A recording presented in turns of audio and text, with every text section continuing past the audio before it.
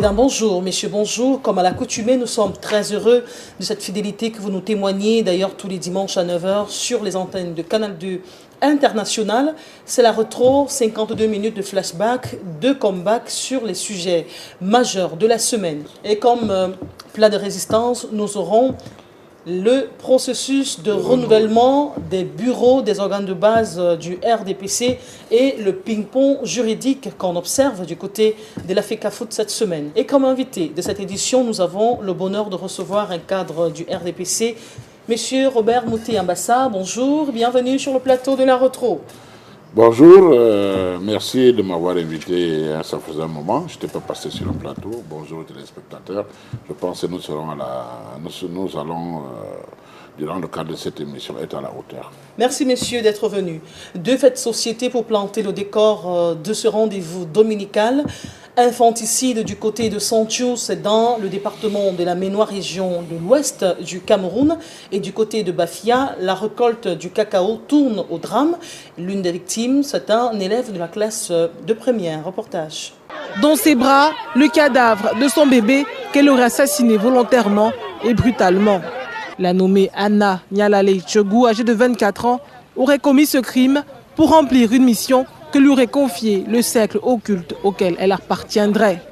La scène se déroule dans la ville de Santhiou, région de l'Ouest. La brigade de gendarmerie de Santhiou s'est saisie de l'affaire. C'est lors de l'interpellation de la jeune femme que des blessures ont été découvertes au cou du bébé. À partir de 20h30, il y a une femme qui a accouché un mort-né de sexe féminin. Nous avons manœuvré la nuit avec le concours de ce chef du village. Quand on est arrivé sur le lieu, on a examiné l'enfant d'une manière profane. On a constaté que l'enfant avait une trace d'hématome sur la gorge. Ce qui nous a amené à transporter dame et enfant au niveau de la médecine, où nous avons réquisitionné le médecin pour nous donner la cause exacte de la mort. En ce moment-ci, elle est d'abord passée aux aveux qu'elle a appuyé le coup.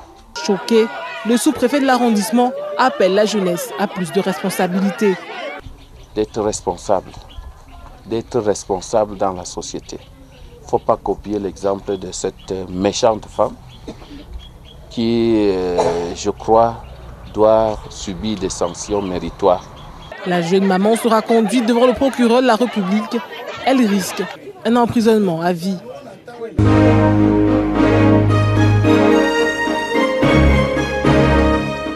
Il est 9 h en ce matin de dimanche lorsqu'est retrouvé Kissé Roméo, élève en classe de première au lycée classique de Bafia, gisant dans son sang. Il vient d'être frappé d'une lance par son oncle. Une première frappe mortelle dans le cou, puis une seconde dans la bouche. Arrivé alors à la maison, il nous a poursuivis là-bas. J'ai pris alors la direction de venir signaler à la police. Directement, on me trouve avec l'enfant. Il est entré dans ma propre maison avec une lance. Mon enfant. Une affaire de cueillette de cacao qui tourne au drame dans ce petit village calme de Niamson par Bafia. Le victime Bidias, revenant du champ avec la machette, disant que son oncle l'a appréhendé au champ en train de voler le cacao. Bon, après donc ils repartent au champ, ils reviennent ensemble, puisque le propriétaire du cacao avait déjà repris le cacao. Lui, il a dit qu'il ne pouvait pas laisser son cacao, que c'était son cacao. Le jeune Roméo succombera plus tard de ses blessures à l'hôpital de district de Bafia. S'ensuit alors une chasse à l'homme. Les amis et frères de la victime, à la poursuite de l'assassin Bidias, ne tarderont pas à le rattraper, à l'assommer, puis à l'éventrer. J'ai vu un attroupement se rendant vers la morgue. J'ai demandé de savoir ce qui s'était passé. Ils m'ont dit qu'il y a eu assassinat. Alors, nous nous sommes rendus immédiatement sur le terrain avec les éléments. Malheureusement, à notre arrivée, le gars avait déjà subi les coups de machette de la population villageoise et même déjà éventré, les intestins étaient dehors. Un drame qui plonge le village dans la tristesse et le désarroi.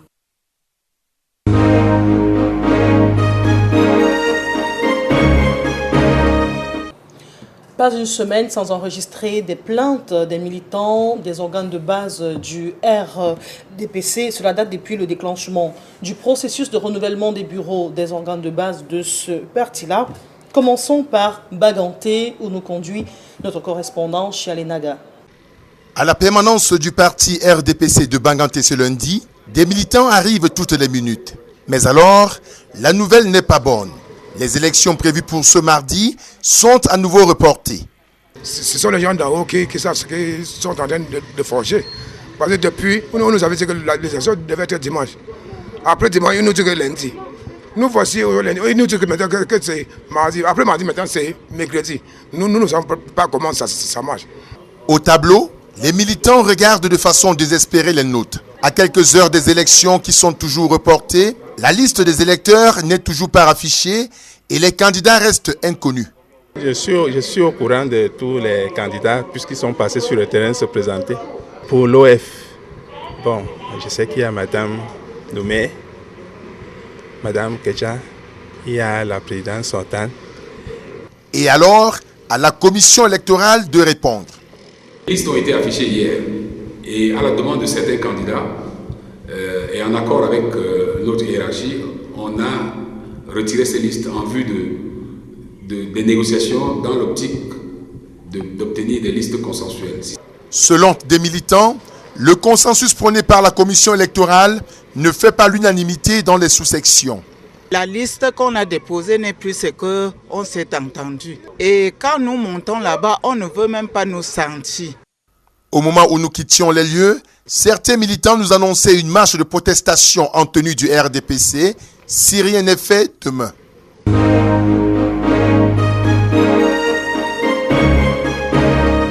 Partons de l'ouest pour le littoral, précisément dans l'arrondissement de Massok-Son-Loulou, c'est dans le département de la Sanaga maritime. Les femmes frustrées renient le RDPC. Des images. RDPC, c'est fini, ici chez nous à Massok. Allez en avant, nous ne voulons plus aller en avant. RDPC, c'est fini, ici chez nous à Massok. Allez en arrière, nous ne voulons plus.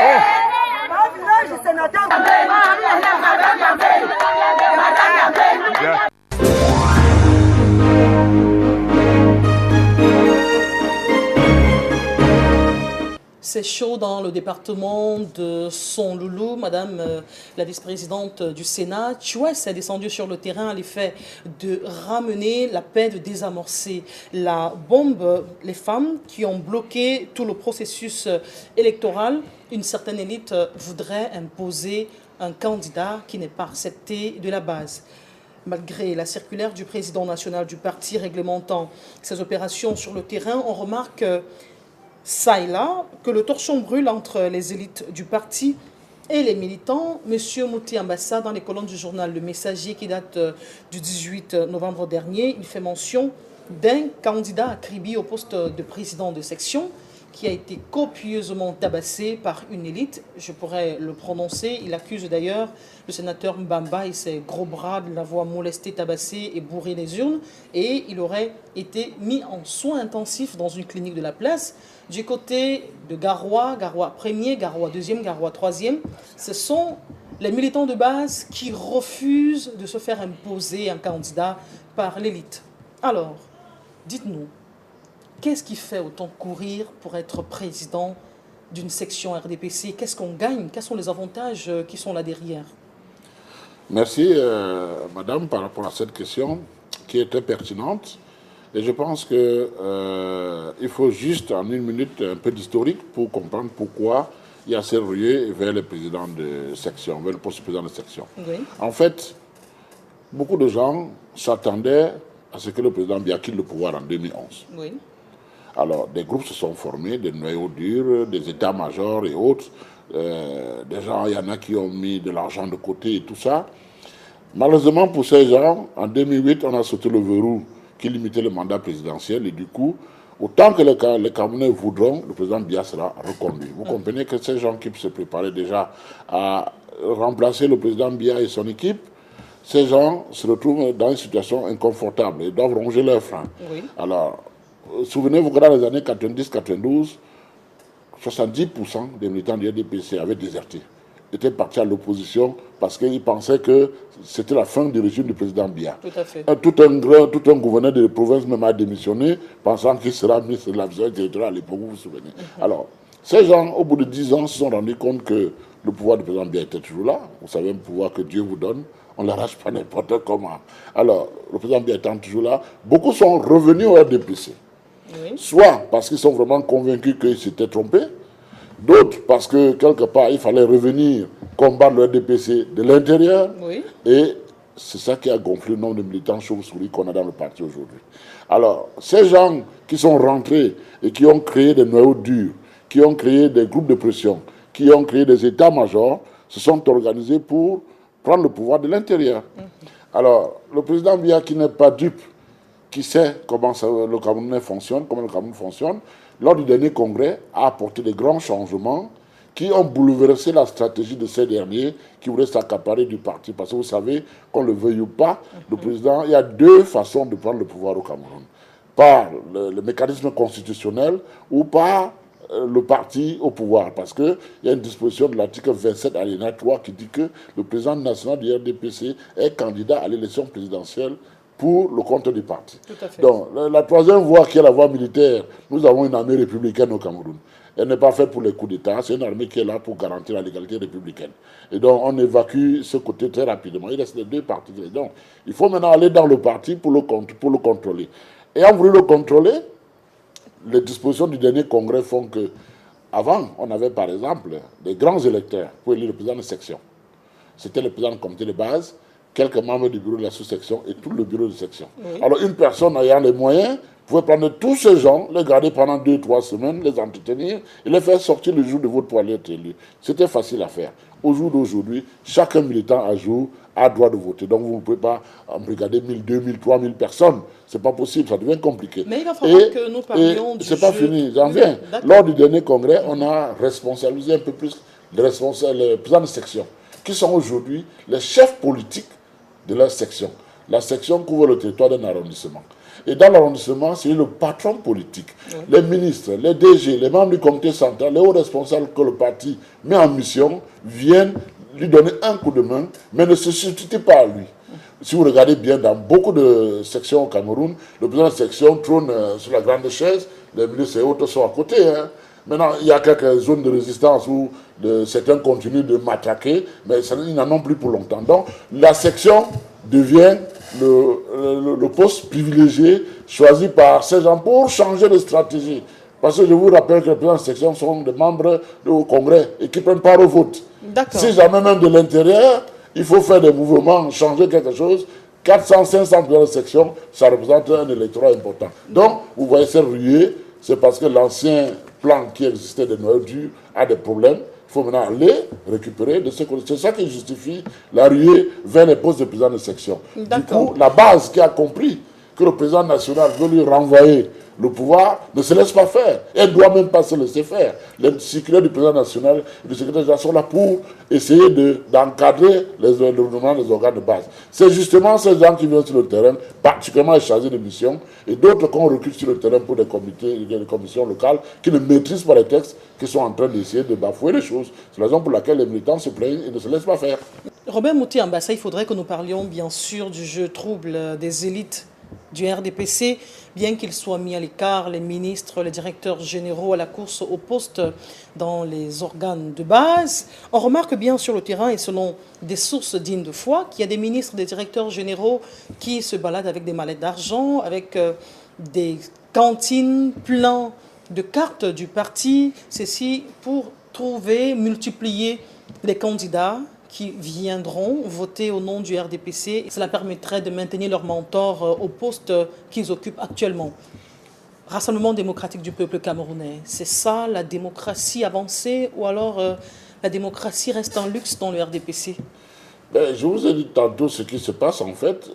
Ces élites qui achètent les cartes, l'adhésion de cotisation de vignettes, doivent remettre ces cartes au président de section qui doit à donner à son tour au président du comité de base pour la distribution et aider les nécessités. Parce que tout le monde n'a pas d'argent pour payer ce qu'il faut passer. Il faut une carte de 500 francs d'adhésion, il faut 1500 francs pour le dépôt de cotisation pour une année, il faut encore des vignettes pour 1500 fois 4 ans. Donc il y a des gens qui ne peuvent pas avoir cet argent. On peut comprendre. Moi qui vous parle, j'ai acheté des cartes d'adhésion, de cotisation, de vignettes que j'ai remis au président de section pour renvoyer vers le président du comité de base. Vous avez acheté les cartes, vous avez également donné de l'argent à ceux à qui vous remettez les cartes? Non, on ne donne pas d'argent, c'est interdit. Moi, les cartes, c'était pour donner aux nécessités. La procédure, c'est de passer par le président de section qui lui donne au président du comité de base. Maintenant, si vous venez avec des cartes et que vous voulez gérer vous-même pour donner au président du comité de base, de façon à choisir qui va élire pour vous, évidemment, ça part contre les textes du parti. Et je peux vous garantir que le sommet politique qui précède les listes électorales dans le parti a démontré beaucoup de choses. Moi, je suis dans la section du côté de Bafia 1, Babindougou Centre 1. Je peux vous garantir que le sommet politique a beaucoup maigri. Parce qu'avant, c'était gonflé pour les questions électoralistes. On avait 151 comités de base. Aujourd'hui, avec le sommet politique, on aura moins de 50. Ça veut dire qu'il y a plus de 100 comités de base qui étaient fictifs. Vous comprenez que le dispositif mis en place est en train de casser les noyaux durs et ils veulent se rattraper en récupérant les sections. Et les militants là-bas ne doivent pas se laisser faire. Les textes du président national et du secrétaire général doivent être appliqués à la lettre, sauf dérogation venant du secrétaire général, comme par exemple pour les élections. On a dit, à partir du moment où quelqu'un a la carte d'adhésion, il peut voter. Parce qu'avant, c'était carte d'adhésion, cotisation à jour, carte d'identité pour faire part au vote. D'accord. Selon l'esprit de la circulaire du président national du RDPC, Paul Biya voudrait éviter les dissensions, les guerres de positionnement, les investitures qu'on a remarquées ça et là. La circulaire va plus loin en précisant que plus que jamais, le parti a besoin d'hommes, de femmes, de jeunes loyaux, convaincus, voués avec abnégation au service du parti dans l'intérêt de la nation. Au regard du spectacle auquel on assiste avec ces opérations de renouvellement des bureaux, des organes de base, êtes-vous convaincu que Paul Biya soit encore en phase avec ses militants de base? Le président a été en phase avec les militants de base, mais il est bien conscient qu'il y a une certaine élite. Qu'est-ce qui explique bien ces bagarres? Si on respecte la circulaire, il n'y aurait pas de bagarre sur le terrain, on va juste appliquer la circulaire. Justement, la circulaire ne peut pas être respectée parce que les gens s'étaient déjà organisés en groupe pour conquérir le pouvoir. Ça veut dire qu'ils ne regardent pas dans la même direction. Non, ils ne regardent pas dans la même direction. Ce n'est pas dans l'intérêt du parti. C'est pas parce que quand vous allez regarder, beaucoup de ces gens qui sont sur le terrain n'ont jamais vraiment milité. On connaît ceux qui militent sur le terrain. On connaît ceux qui encadrent des militants sur le terrain. On les connaît. Quel est leur profil? Par exemple, je veux prendre un cas simple qui concerne le président de section. On a dit qu'il faut être soit membre du comité central, membre du bureau politique, soit membre du bureau des femmes, être membre du bureau d'ancienne section, et au niveau de la sous-section, président, vice-président, trésorier et secrétaire. Seuls sont les anciens maires et députés peuvent faire acte de candidature. Toute cette élite qui ne représente pas ça et qu'on a écarté, qu'est-ce qu'elle a fait? Ils sont partis se mettre dans les listes de section en position de vice, de secrétaire, de ceci, de délégué, de cela, parce qu'ils se disent qu'à la prochaine opportunité, étant dans ces positions, ils pourront postuler. Alors que c'est des gens qui ne militent pas, on les voit tous les jours. Des gens même qui ont combattu le RDPC à un moment donné, et où le RDPC, quand je veux dire 70% étaient partis. Aujourd'hui, c'est beaucoup de ces gens qui contrôlent le système, et du coup, ça met en difficulté le militant à la base, ça essaie de bloquer toutes les actions que le président mène. Regardez même, si je fais une transposition, regardez même sur le DSCE, le projet structurant, les plans d'urgence et tout. Pourquoi ça n'avance pas? Ce n'est pas l'opposition qui empêche d'avancer. C'est des gens qui sont au pouvoir, au parti au pouvoir, qui n'arrivent pas, qui refusent de faire avancer. Monsieur Moutiamba, vous êtes cadre du parti, membre du comité central. Avez-vous le sentiment, croyez-vous que le RDPC va survivre encore un peu plus longtemps? Quand une maison a des problèmes au niveau de sa fondation, il va sans dire que c'est toute la bâtisse qui va s'écrouler dans les tout prochains jours. Est-ce que vous le sentez comme ça? Je crois que la maison n'a pas de problème au niveau de la fondation. L'ORDPC, tel qu'il a été... Il y a quand même beaucoup de bagarres au niveau des militants de base. Tel qu'il est phagocyté de l'intérieur par tous ces gens qui sont revenus, soit parce qu'ils sont convaincus, d'autres parce qu'ils viennent combattre de l'intérieur, d'autres parce qu'ils font partie des groupes qui s'organisent pour prendre le pouvoir.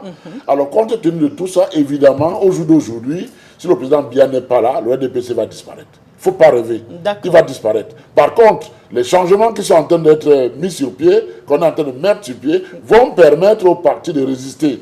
C'est la raison pour laquelle ces gens qui étaient dans des groupes qui veulent maintenant passer par d'autres filets pour rester positionnés, il faut qu'on les neutralise. S'ils réussissent leur coup en prenant les sections, ça sera un coup d'épée dans l'eau. Parce que le jour où le président n'est pas là, le RDPC c'est fini. Alors que si c'est de vrais militants convaincus, comme quand par exemple le président est attaqué de l'extérieur, quand le parti est attaqué, vous voyez combien de gens montent au créneau pour défendre le président ou le parti. Très peu. Pourtant ils tombent tous là. Nous qui montons au créneau, qu'est-ce qu'ils nous disent derrière off? Ils nous disent, vous prenez des risques, hein, vous savez, quand le président va tomber, il va partir avec vous, hein, et nous on va rester là. Hein. Bon. Vous comprenez que c'est une parodie, quoi. C'est quelque chose qui est difficile, qui est indigeste. Et je pense que les changements que le parti depuis le dernier congrès a mis sur pied doivent aller au terme. On doit s'assurer que toutes les listes qui vont passer, que ce sont des vrais militants. Le comité central le secrétaire général du comité central doit veiller à ce que les membres, les militants qui seront validés à ce poste sont de vrais militants qui ont fait leurs preuves. Tous ceux qui sont parachutés ou qui viennent à la dernière minute pour essayer de se faire introduire, doivent être destitués. Parce que si on les laisse, ça veut dire qu'on laisse le parti entre les mains. Beaucoup de vrais militants aujourd'hui reculent. Parce qu'ils se rendent compte que c'est ces faux militants chauves-souris qui ont du vent en poupe. C'est eux qu'on voit partout, c'est eux qu'on nomme partout. Et du coup, les autres commencent à dire, mais attendez, je vais aller me casser la gueule dans une histoire où j'ai l'impression que je barre contre le vide. D'accord.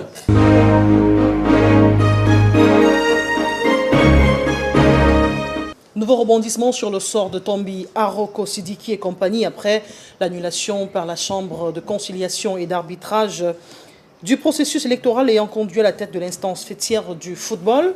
Mercredi dernier, Pierre-Ismaël Bidoumpat, le ministre en charge des sports et de l'éducation physique, a rendu public un communiqué dans lequel il validait l'élection de Tombi Aroko Sidiki à la tête de l'Africa Foot.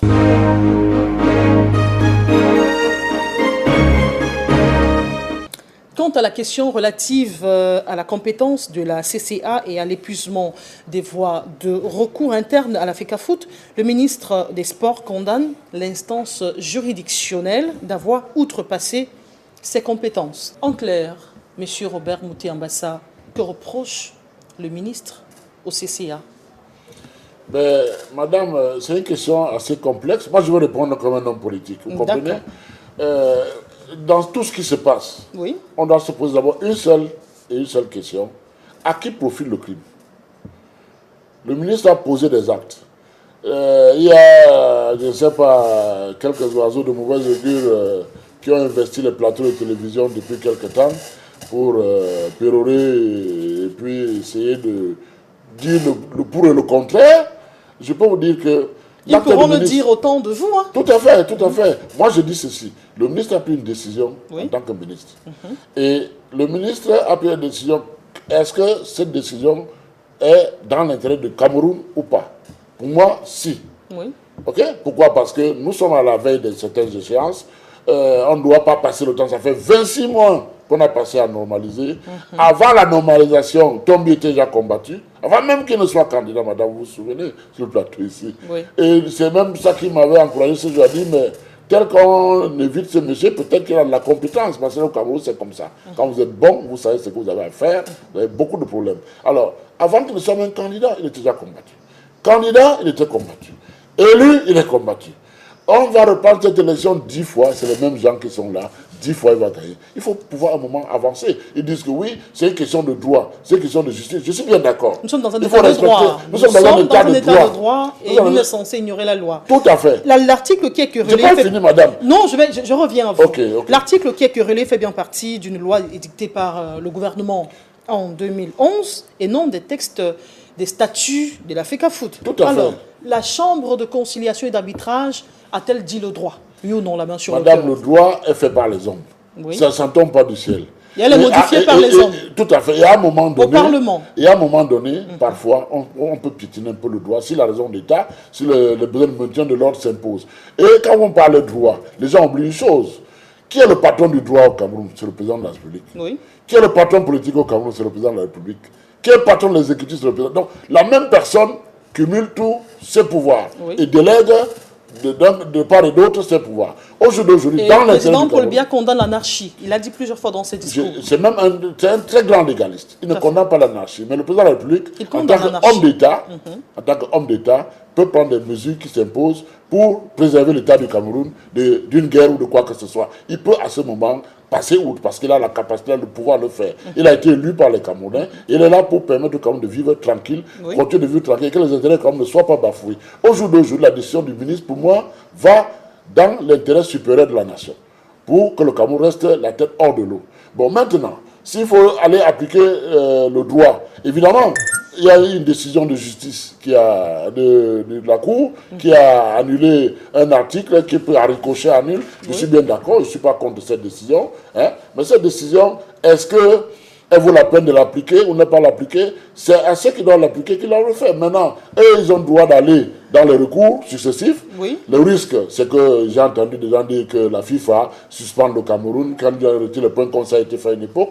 Mais il faut comprendre que la FIFA, c'est aussi les hommes. Et malheureusement ou heureusement, la FIFA, c'est le Cameroun qui dirige la FIFA. C'est le Cameroun qui dirige la CAF. C'est une situation qui donnerait encore du grand moudre à la FIFA. Les questions d'ingérence du gouvernement dans les affaires de la FECAFOOT. Vous ne pouvez jamais mettre tout le monde en face. Moi, je pense. Il y a quand même le principe de parallélisme de forme. Si nous avons voté une loi et que nous ne voudrions plus que cette loi fonctionne par le même mécanisme, on va voter une autre loi et on oublie l'ancienne. Madame, ce n'est pas un problème. Ces changements peuvent se faire après. Pourquoi est-ce qu'on est obligé de faire et reprendre forcément les élections? L'équipe qui est actuellement en place peut réunir le comité exécutif, modifier l'article en question ou supprimer l'article et faire changer l'Assemblée. Pourquoi? Ça sera toujours les Camerounais qui sont à la FECAFOOT, que ce soit tombé ou un autre. Dans tous les cas, aucune loi n'est parfaite. On les change au fur et à mesure qu'on évolue. La Cour a dit quelque chose et j'ai lu le document de la note du ministre.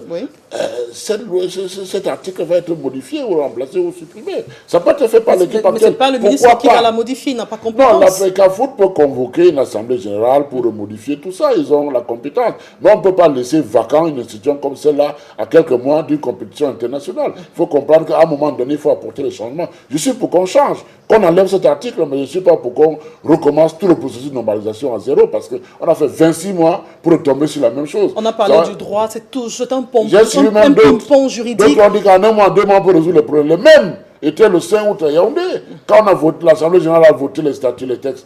Tous s'embrassaient, pour une fois on a des meilleurs textes, ça va aller dans le bon sens. Tous ces gens qui sont sur le plateau ont dit que c'était bon. Pourquoi, quand ils ont payé les élections, ils partent maintenant sortir quelque chose à côté pour dire que ce n'est plus bon? Moi je pense qu'il y a des intérêts individuels entre ces gens-là qui posent problème. Ils ne mettent pas l'intérêt de la nation. Pensez-vous que le droit a été dit dans Je vous ai dit, madame, si pour des raisons d'État, pour des raisons de maintien de l'ordre, on peut piétiner le droit. Partout dans le monde. Vous ne pouvez pas ne pas. Si le droit doit entraîner du désordre, on piétine le droit. Ça, c'est clair. Le droit est fait par les hommes. Et tout à fait. Et je vous dis une chose. Le pouvoir du ministre des Sports c'est une délégation du pouvoir du président de la République. Le pouvoir de la justice, c'est une délégation du pouvoir du président de la République. Le pouvoir de l'exécutif, c'est une délégation du pouvoir du président national qui est seul l'élu que le Cameroun a mis en place. Donc, si le ministre a parlé, je pense que le ministre, il a bien dit quelque part qu'il a contacté tous les partis. Je suis sûr qu'il a parlé à son premier ministre, sûrement le SGPR et peut-être le président. Pourquoi pas Issa Yatou? C'est quelqu'un qui le connaît depuis. Lui passer un coup de fou, lui dit j'ai tel problème. Issa dit bon, ok, vas-y dans la tête. On ne sait pas, ces gens qui s'agitent, ils s'agitent dans l'intérêt du Cameroun. Si c'est dans l'intérêt du Cameroun, ils ont intérêt à s'intérêt parce que nous on est fatigués. Vous êtes très proche, vous êtes légaliste, M. Mouté Ambassa. Vous savez qu'au Cameroun, en matière de sport et d'éducation physique, l'instance juridictionnelle la plus compétente, c'est le CCA. S'il faut attaquer les verdicts, c'est au tribunal arbitral sportif en Lausanne. Le ministre camerounais en matière des sports aurait pu attaquer cette décision au niveau du TAS. Qu'en pensez-vous? Il faut noter une chose qui échappe à beaucoup de gens. Ce tribunal n'est pas un tribunal formé de magistrats comme quand vous portez plainte à quelqu'un à Bonanjo. Hein. Ce n'est pas des magistrats, c'est des Camerounais qui maîtrisent le sport, qui sont dans le sport, qui sont choisis par les deux parties pour donner, et ils sont libres d'exécuter ou non la sentence de cet organisme. Aujourd'hui, ceux qui sont contre peuvent aller au TAS. Le TAS ne viendra pas au Cameroun imposer au Cameroun. Le TAS ne viendra pas au Cameroun imposer au Cameroun de faire ce que ces gens-là veulent. Non. Le Cameroun est un État souverain. C'est le Cameroun qui a fini l'Africa Foot partout. Ce n'est pas l'inverse. Donc l'Africa Foot ne peut pas être un État dans l'État. Il faut bien que ces gens comprennent qu'à un moment, il faut arrêter. Parce que moi, je suis allé quand même poser des questions. Est-ce que c'est vraiment des Camerounais? Parce que des Camerounais, pour l'intérêt général du Cameroun, devaient comprendre que la décision du ministre est la bonne. Il vaut mieux taire les divergences et essayer d'avancer. Maintenant, aller combattre son propre pays, son État, je me demande si ces gens sont des vrais Camerounais. D'accord. Les personnes légalistes vont vous dire, vous semblez ne pas être partisan d'un État de droit. Mais je leur ai dit une chose. Au Cameroun, comme dans les pays africains, le président de la République est le chef de la magistrature. Le président de la République est le chef de l'exécutif. Le président de la République est le chef politique. Donc, tout ça se retrouve en une personne. Et dans le cas d'espèce, le président de la République est le chef du ministre des Sports. Il est le chef du ministre des Sports. Lui, il a délégué au ministre des Sports ses compétences en matière de sport et éducation physique. Donc, le ministre des Sports parle au nom du chef de l'État. Nous restons dans le versant sportif pour parler du Cameroun qui est qualifié pour la phase de poule des éliminatoires de la Coupe du Monde de Russie 2018. Auteur de 3-0 à Niamey, au Niger, en match aller. Stéphane Biya et ses coéquipiers ont été tenus en échec. 0 but partout à Yaoundé, c'était mardi dernier.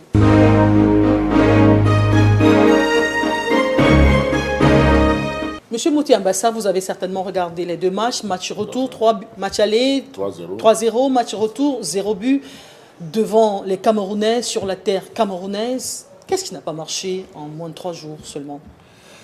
Oui, moi je pense que notre équipe nationale, depuis quelque temps, nous a habitués quand même à des variations de vitesse parfois qu'on n'arrive pas à comprendre. Oui. Autant ils ont fait très bonne impression à l'aller, hors du pays, et autant au retour, ils jouaient comme s'ils faisaient le minimum. Est-ce qu'ils n'ont pas eu assez de temps de récupération? Est-ce que c'est le fait qu'ils sont revenus dans la chaleur, ils sont dans les championnats en Europe, il fait de plus en plus froid, ils viennent au Cameroun, il fait très très chaud. Est-ce que tout ça a influencé leur rendement? Mais quand on regarde dans le passé quand même, ça faisait très longtemps que le Cameroun n'avait pas donné satisfaction à ce niveau-là. Gagner un match avec 3 buts d'écart à l'aller. Je pense qu'on a mis une nouvelle équipe, des coachs. On leur a donné un challenge, on leur a dit, bon, vous gagnez les 2 matchs aller-retour pour que vos candidatures soient prises en compte dans la prochaine nomination des coachs. Le Cameroun est donc qualifié pour la phase de poule. Non, ce n'était pas la qualification, ils devaient battre les 2 matchs. Ils ont battu un, et ils ont fait match. Ça veut dire que ça se porte mal.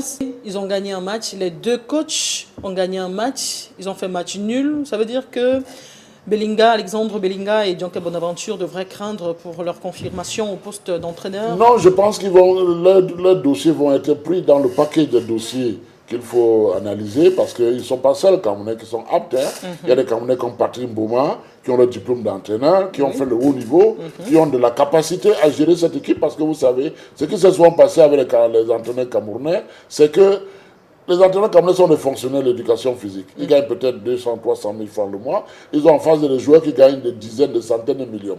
Vous comprenez que ce n'est pas facile de gérer ce genre de groupe. Des gens qui n'ont pas été habitués à parler gros chiffres. Du coup, ça fait beaucoup de business, comme je ne vais pas revenir dans le détail. Par contre, des joueurs qui ont le diplôme d'entraîneur, comme des Patrick Mboma, qui ont fait le niveau, qui ont gagné beaucoup d'argent, qui n'ont pas froid aux yeux, qui ont été des grands joueurs et qui peuvent dire à n'importe quel joueur de l'équipe Cameroun, toi tu joues mal, toi tu joues bien, sans avoir besoin d'être acheté, sans avoir besoin de dire que oui mais tu n'as jamais fait ce niveau. Je pense qu'il faut jouer sur ça aussi, c'est important. C'est ce qui a fait que nos coachs successifs ont eu des problèmes. On a eu des cas comme Akounou Jean-Paul, des cas exceptionnels, où il est allé nous faire gagner la coupe aux Jeux Olympiques. Mais quand vous regardez, c'était des jeunes de moins de 17 ans, 18 ans, 20 ans, qui, à cet âge-là, ont encore peur de l'aîné, et n'ont pas encore beaucoup d'argent. Il y avait 2 anciens qui étaient déjà dans le haut niveau, c'était Patrick Mboma et Edo, qui ont fait la différence. Mais venir au niveau des seniors, ça devient compliqué parce qu'il y a beaucoup d'argent qui circule. Moi, je pense que nous avons atteint la maturité nécessaire pour avoir des coachs camerounais. Il y en a plusieurs, j'ai cité un, mais il y en a d'autres aussi qui ont fait le haut niveau, qui peuvent toiser les grands joueurs actuels. Parce que vous savez, quand vous avez été joueur dans le championnat du Cameroun... Monsieur Mouti Ambassa, on peut avoir un diplôme d'entraîneur. Maintenant, l'expérience d'entraîneur sur le terrain, ça compte. Oui, ça compte, mais aujourd'hui, le football, on a perdu notre football. Vous savez, les Africains avaient un football particulier à l'image du football du Brésil. Avec balle au pied, on jongle, on dribble, on monte, on descend. Au jour d'aujourd'hui, tout le monde a calqué le football sur le style européen. C'est les passes, on sait d'avance où est-ce que tu vas envoyer le ballon, on sait d'avance où est-ce que ça va arriver. Donc du coup, les gens font des tactiques et autres pour vous contrer. Mais quand on garde notre génie naturel, balle au pied, d'improviser, comme les Roger Mila sont restés les grands joueurs. Pourquoi? Parce que les gens qui battent le pied, tu ne sais pas d'avance ce qu'il va faire. Et il peut faire n'importe quoi avec le ballon. C'était ça notre football. Aujourd'hui, c'est des passes bien tracées. Donc, on n'a plus des joueurs d'exception. Des joueurs qui peuvent changer le cours du jeu parce qu'ils ont un génie personnel. Le génie personnel est tué depuis les centres de formation. On vous fait jouer un peu à l'occidental et du coup, vous perdez votre génie individuel qui fait la différence avec les autres. Tous ceux qui ont été grands dans le monde ont été grands à partir de leur génie individuel. Vous prenez Maradona, il faisait du ballon ce qu'il voulait. Vous prenez Lionel Messi, il fait du ballon ce qu'il veut. Vous prenez Eto'o, il fait du ballon ce qu'il veut. Vous prenez Roger Mila, il faisait du ballon ce qu'il voulait. Mais au jour d'aujourd'hui, on a l'impression que l'équipe stagne. Pourquoi? Parce que ces gars, le football est devenu un métier. Les gens, dès l'école primaire, commencent à se dire « je vais être footballeur comme Roger Mila, je vais être footballeur comme Eto'o ». Et du coup, ils rentrent dans une école qui fait en même temps football école, et il travaille.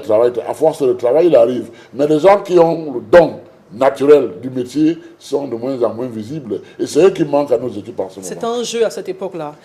Assemblée nationale, le projet de budget, enfin sur la table des députés, 4 235 milliards, c'est l'enveloppe budgétaire présentée par l'exécutif au Parlement camerounais.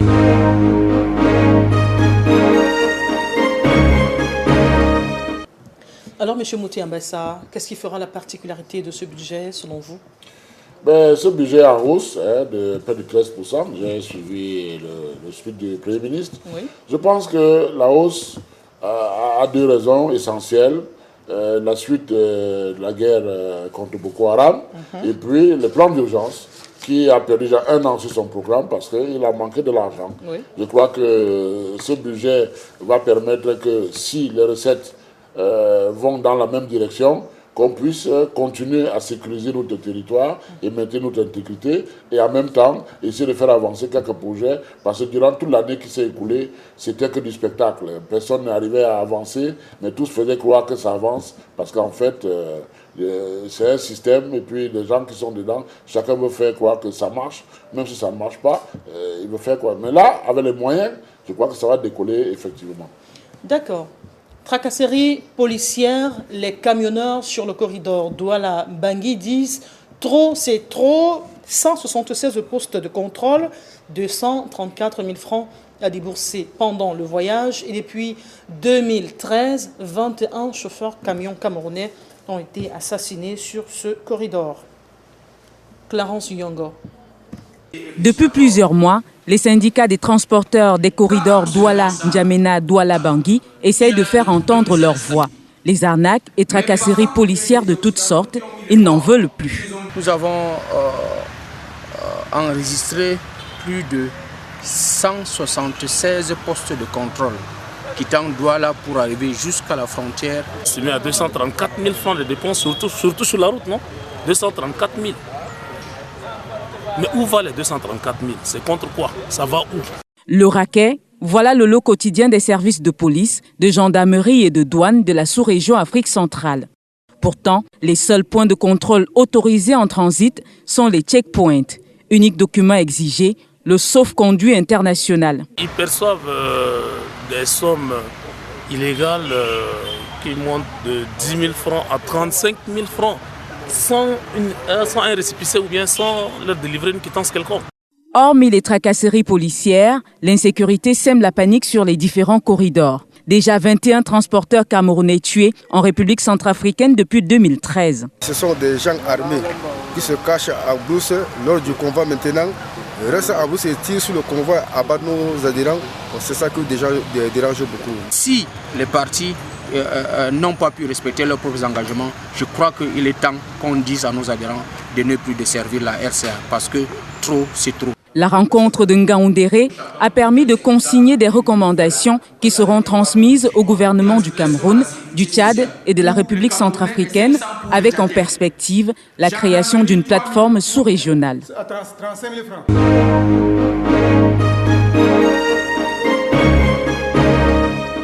Robert Mouti Ambassa, est-ce que vous y comprenez grand-chose? La RCA est ravitaillée par le Cameroun les camions partent du port de Douala pour ravitailler la RCA, mais chemin faisant, ils se font agresser, ils se font même tuer par des bandits de la RCA. Imaginez-vous, s'il arrive que les camionneurs mettent leurs menaces à exécution, c'est-à-dire ne plus ravitailler la RCA.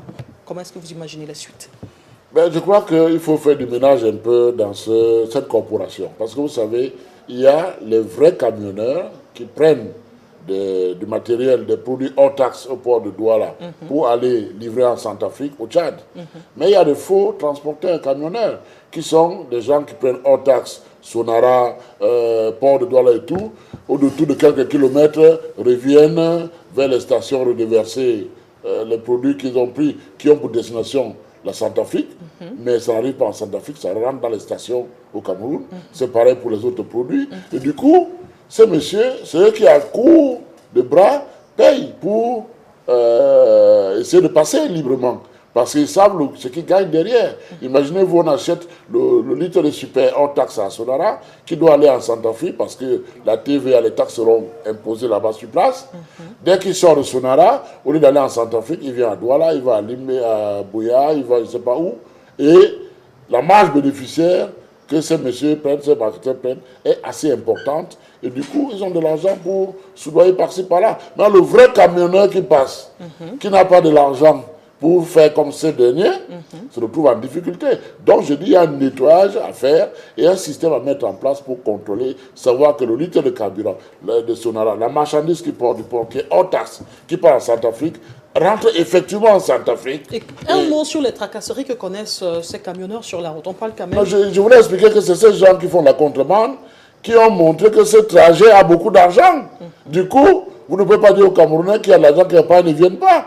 Et les gens qui font les tracasseries restent sur le tracé parce qu'ils savent qu'ils ont de l'argent. Ce n'est pas compliqué à comprendre. 10 minutes. C'est pour ça qu'il dit, en nettoyant la corporation, il n'y aura plus d'argent. Et on va mettre des vignettes spéciales pour les vrais transporteurs. Et je crois qu'on a plus ce problème. Mais on ne peut pas non plus contrôler. Ça va éviter que les Camerounais se fassent assassiner sur le corridor. Vous savez, on bagarre seulement là où il y a l'argent. Là, il n'y a pas d'argent, vous ne voyez pas les gens bagarrer. Revenez à la Fédération camerounaise de football. Il y a des fédérations, là, on cherche même des gens pour venir donner un coup de main. Il n'y en a pas. Pourquoi on parle à Féca Foot? C'est parce que quelque part, ça a plus d'argent. Donc, partout où il y a de l'argent, vous allez trouver des Camerounais. J'en profite pour embrayer sur la question relative au coût de l'essence. Lundi dernier, on a observé la levée de grève des transporteurs urbains qui s'offusquaient de ce que le coût du baril a baissé sur le plan international. On est parti de $110 à $50. Parfois, c'est même tombé à $40 avant de remonter. Qu'est-ce qui explique qu'au Cameroun, le coût de l'essence à la pompe ne connaisse pas une chute? Le coût de l'essence à la pompe ne peut pas connaître une chute immédiatement. Pourquoi? Parce que si vous prenez les choses en sens inverse, avant que le prix du baril ne monte de 50 à 110, il avait un prix. Il est monté jusqu'à 110. Ce prix a été bridé par l'État pendant peut-être 5-6 ans. Il n'y avait pas d'augmentation. Pourquoi? Parce que l'État subventionnait et la Sonara et le gaz importé. Au jour d'aujourd'hui, le prix est revenu à l'ancien taux, légèrement au-dessus de l'ancien taux qu'on avait.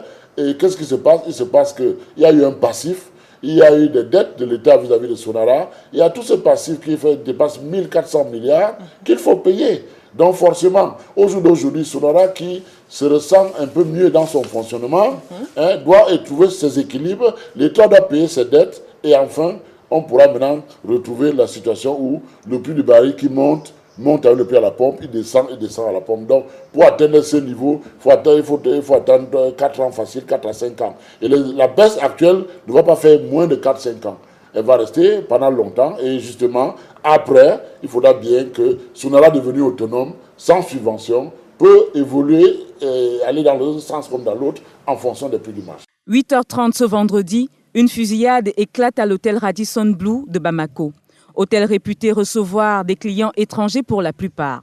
Les assaillants arrivent à bord d'un véhicule doté d'une plaque diplomatique. Ils montent jusqu'au 7e étage et tirent. À ce moment-là, les déclarations sont au conditionnel. Certains pensent qu'il pourrait s'agir d'une prise d'otage. 9h, le groupe hôtelier Résidor publie un communiqué qui confirme la prise d'otage de près de 170 personnes, dont 140 clients et 30 employés. Les assaillants sont arrivés et ont crié « Allah Akbar ». Quelques minutes plus tard, les forces de sécurité maliennes se rendent sur les lieux et forment un périmètre de sécurité. Débute ainsi l'assaut. Vers 10h10, 2 femmes sont évacuées, puis s'ensuivent d'autres libérations d'otages.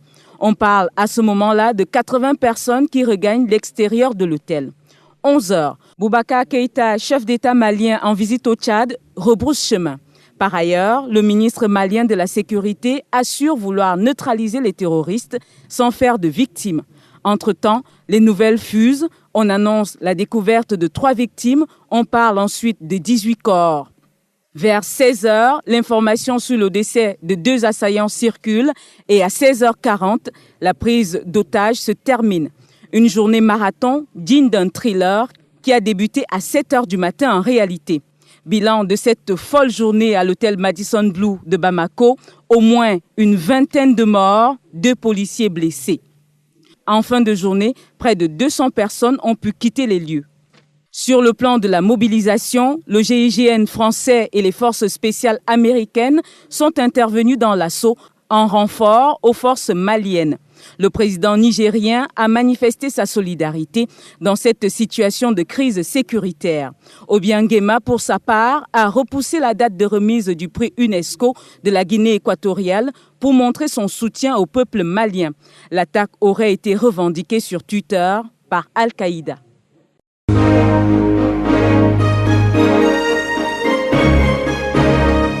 Paris accueille ce lundi le forum des dirigeants de la 38e session de la conférence générale de l'UNESCO. Parmi les chefs d'État et de gouvernement attendus, le président de la République du Cameroun, Paul Biya. Il prononcera un important discours à cet effet.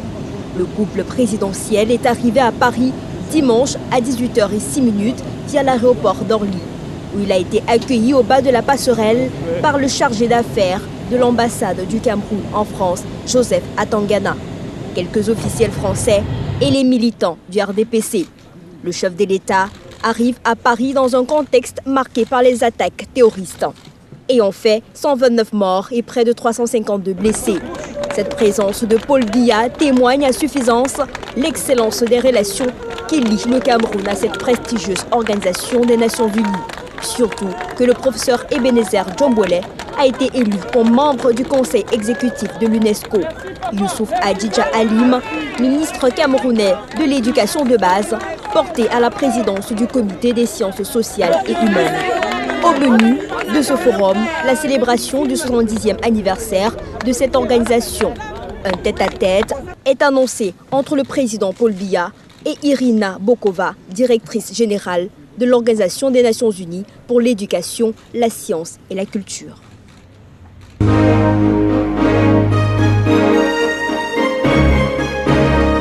Mesdames, Messieurs, ce sera tout pour ce dimanche. Nous vous disons merci de nous avoir suivis de bout en bout. Et Monsieur Mouté Ambassa, nous vous disons merci de l'honneur que vous nous faites chaque fois que nous sollicitons votre expertise sur les questions de politique, sur les questions de transport et de pétrole. Merci, Monsieur, d'être venu sur notre plateau. C'est moi qui vous remercie, Madame. Portez-vous bien à la maison. Dimanche prochain, ce sera notre rendez-vous. Nous serons encore là avec le même plaisir. Prenez soin de vous. Merci, Police.